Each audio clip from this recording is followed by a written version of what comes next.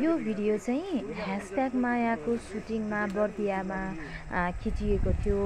हजुरहरू कतिजनालाई याद छ #मायाकै सुटिङको क्रममा चाहिँ हाम्रो नायक शाहरुख ताम्राकारले चाहिँ सुसाइड एटेम्प्ट गर्नुभएको थियो हैन।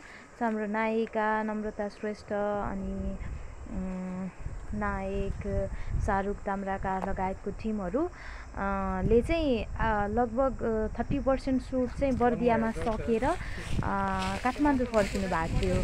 अनि काठमाडौँको बुढा नीलकण्ठमा चाहिँ सुटिङ गर्दा गर्दै बुढा नीलकण्ठको कुनै एउटा हाउसमा इन्डोर सुट सकेर उहाँ घर फर्केर चाहिँ उहाँले सुसाइड एटेम्प्ट गर्नुभएको थियो।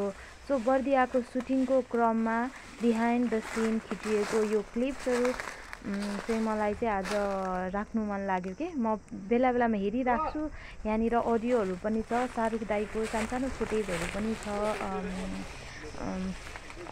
त्यो उहाँ भएकै चाहिँ राख्दाखेरि मान्छेले के भन्नुहुन्छ होला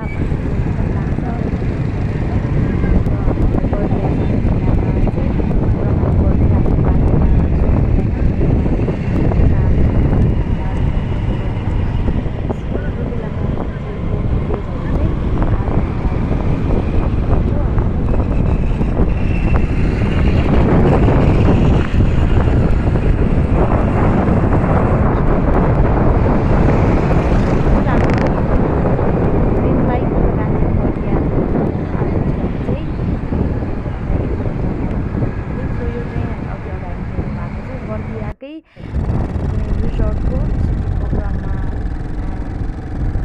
लिएको फुटेज थियो। यो चाहिँ एयरपोर्टबाट नै खोल्दै क्या गरिएको थियो त्यति बेला। सो बिचरा हाम्रो कति धेरै खोल्दैन खर्च भएको थियो। यो भिडियोहरू हेर्दा पोखरा इन्टरनेसनल एयरपोर्ट